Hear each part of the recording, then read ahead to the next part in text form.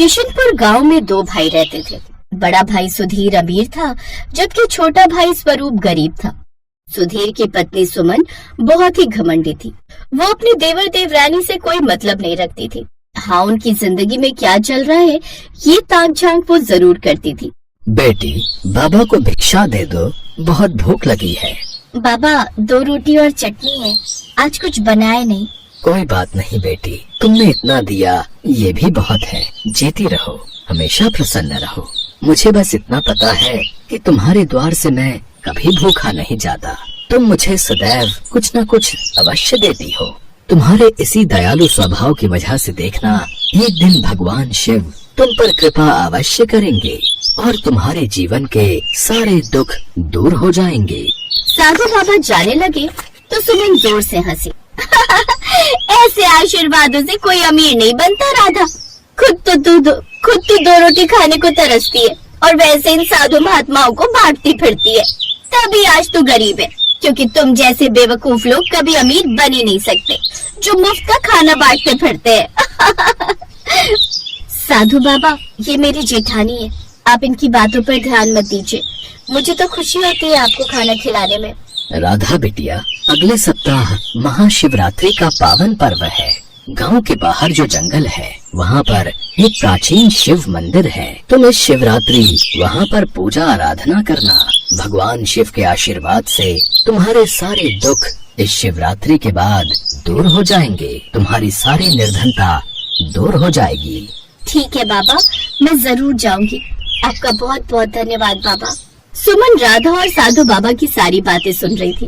उसके मन में लालच आ गया कि आखिर उस मंदिर में ऐसा है क्या, उस जंगल वाले शिव मंदिर में ऐसा क्या छिपा है जो साधु बाबा कह रहे हैं कि राधा की सारी गरीबी दूर हो जाएगी। कहीं उस पुराने शिव मंदिर में कोई खजाना तो नहीं छिपा हुआ? लगता तो ऐसा ही है। राधा तो शिवरात्रि पर जाएगी, क्यों ना मैं उससे पहले ही जाकर खजाना ले आऊं। कल सुबह सबके जागने से पहले मैं चुपचाप जाकर मंदिर का खजाना ले आऊंगी। सुमन के मन में लालच था, उसके पास सब कुछ था। धन दौलत की कोई कमी नहीं थी, पर लालची इंसान के पास जितना हो उतना ही उसे कम लगता है। अगली सुबह जब सब सो रहे थे तब सुमन उठी और सबकी नजरों से बचकर चुपचाप जंगल में चली गई। हाँ, वो रहा मंदिर, वो सामने।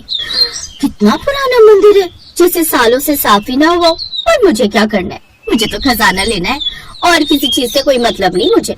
सुमन ने एक बार भी मंदिर में प्रणाम नहीं किया, उसे सिर्फ खजाना ढूंढना था। पर सुमन ने जैसे ही मंदिर में प्रवेश किया वो घबरा गई। मंदिर में ढेरों सांप बिच्छू घूम रहे थे। ये मैं कहाँ आ गई? ये मंदिर तो सांप बिच्छुओं का डेरा है, यहाँ कोई खजाना नहीं है। अगर मैं एक पल भी यहाँ रुकी तो ये सांप बिच्छू मुझे काट लेंगे। नहीं, मुझे वापस जाना होगा। मैं भी क्या उस साधु की बेकार की बातों को सुनकर यहाँ मंदिर में मरने के लिए आ गई। नहीं, मैं तो वापस जा रही हूँ, मुझे अपनी जान नहीं गंवानी। सुमन घबराकर वापस घर लौट आई। कुछ दिनों बाद शिवरात्रि का त्योहार आया। राधा ने उस दिन शिवरात्रि का व्रत किया। सुबह नहा धोकर पूरे घर को साफ करके भगवान शिव की पूजा का स्थान बनाया। राधा को याद था कि साधु बाबा ने उसे आज के दिन जंगल में बने शिव मंदिर में जाने के लिए कहा था। राधा ने अपने हाथ में जल, फूल और बेलपत्र लिए और जंगल में बने शिव मंदिर में पूजा करने के लिए जाने लगी। राधा, मंदिर जा रही हो? वो साधु बाबा आए थे ना, उन्होंने कहा था कि जंगल में बने शिव मंदिर में आज के दिन पूजा करना तो हमारे सारे दुख दूर हो जाएंगे, इसलिए मैं वहीं जा रही हूँ। पर राधा, इतने घने जंगल में तुम अकेली जाओगी तो खतरा रहेगा। मैं तुम्हारे साथ चलता हूँ। आप चिंता मत करो, मैं ध्यान से जाऊंगी। पूजा में समय लग सकता है, फिर आपको भी तो काम पर जाना है। बच्चे भी अभी सो रहे। आज दोनों के विद्यालय की शिवरात्रि की छुट्टी है, उठेंगे और हम दोनों में से घर पर कोई नहीं हुआ तो दोनों घबरा जाएंगे। आप इनके पास रुक जाओ, मैं जल्दी से मंदिर होकर आती हूँ।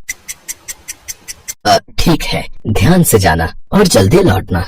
राधा मंदिर के लिए घर से निकली तो सुमन उसे जाते हुए देख रही थी। बेकार ही जल, फूल, बेलपत्र लेकर मंदिर जा रही है। वहाँ पर कुछ नहीं है सिवाय सांप बिच्छू के। मंदिर के बाहर से ही लौट आएगी। अरे तुम्हें कैसा पता? क्या तुम उस मंदिर में गई हो? नहीं, ऐसे ही मैं सोच रही हूँ कि जंगल में बने शिव मंदिर में सांप बिच्छू ही होंगे, क्योंकि उस शिव मंदिर में गांव से कोई भी नहीं जाता। पता नहीं कितना पुराना मंदिर है। राधा मंदिर में पहुंची। सांप बिच्छू राधा को कुछ भी नहीं कह रहे थे। राधा ने मंदिर की साफ सफाई करनी शुरू की। उसने पूरे मंदिर को अच्छे से झाड़ू लगाकर धोकर साफ किया। सांप बिच्छू वहीं खेल रहे थे। उन्होंने राधा को कोई नुकसान नहीं पहुंचाया। राधा ने शिव जी की मूर्ति को फूलमाला से सजाया, शिवलिंग पर जल चढ़ाकर फूल और बेलपत्र चढ़ाए, रोली चावल चंदन से श्रृंगार किया, धूप दीपक जलाकर आरती की। तभी भगवान शिव प्रकट हुए। राधा, मैं तुम्हारी भक्ति से प्रसन्न हूँ। आज शिवरात्रि के पावन पर्व पर तुमने इस मंदिर को साफ करके मेरी पूजा अर्चना की है। मैं जानता हूँ तुम सदैव दीन दुखियों की सहायता करती हो, द्वार पर आए साधु संतों को भोजन खिलाती हो। मुझे ऐसे भक्त बहुत प्रिय हैं जो निस्वार्थ सेवा कार्य करते हैं। आज शिवरात्रि के अवसर पर मैं तुम्हें मनोवांछित फल देता हूँ। मांगो राधा, तुम्हें मुझसे क्या चाहिए? प्रभु, मुझे आज शिवरात्रि के पावन पर्व पर आपके दर्शन पाने का सौभाग्य प्राप्त हुआ। मेरा जीवन सफल हो गया भोलेनाथ। आज आपके दर्शन पाकर मैं धन्य हो गई। मैंने आपके दर्शन कर लिए, अब मुझे कुछ नहीं चाहिए। बस आप मेरे परिवार पर अपनी कृपा रखना, मैं यही आशीर्वाद चाहती हूँ। राधा, तुमने मेरी कृपा मांगी है, इसलिए मैं अपनी कृपा तुम्हें अवश्य दूंगा। ये लो मेरा जादुई शिवलिंग, इसे सदैव अपने पास रखना। मेरे आशीर्वाद के रूप में ये सदैव तुम्हारे साथ रहेगा।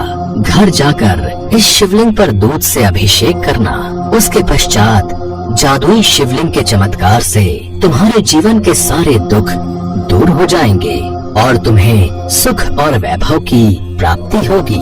भगवान शिव ने राधा को जादुई शिवलिंग दिया और अंतर ध्यान हो गए। राधा शिवलिंग को लेकर घर आई और शिवलिंग को मंदिर में स्थापित कर दिया।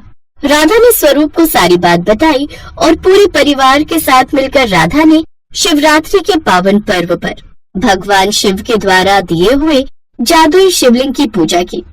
जैसे ही राधा ने शिवलिंग पर दूध चढ़ाया, अचानक जादुई शिवलिंग के चमत्कार से राधा का पुराना घर एक सुंदर हवेली में बदल गया। राधा और स्वरूप हैरान रह गए।